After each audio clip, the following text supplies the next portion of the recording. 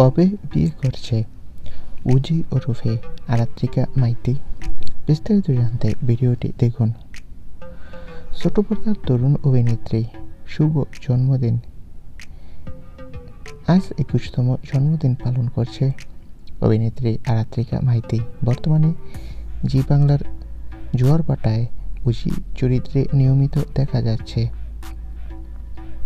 ছোটবেলা থেকে অভিনয়ের প্রতি তার অনুরাগ, আর যা তিনি বাস্তবে রূপান্তর করে।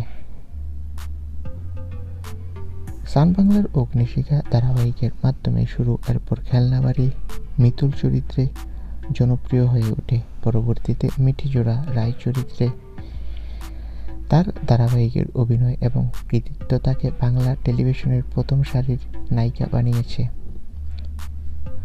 জন্মদিনের আনন্দের মাঝে অভিনেত্রী জানান যে বিয়ে এখনও তার পরিকল্পনার অংশ নয়। প্রথমে কেরিয়ার গড়ব, তারপর ঠিক সময়ে সিদ্ধান্ত নেব বললেন আরাত্রিকা। তাই তার ভক্তরা ধৈর্য ধরতে হবে। সামনে তার বিয়ে সম্পর্কে নতুন কোনো আপডেট আসবে ঠিক সময়েই।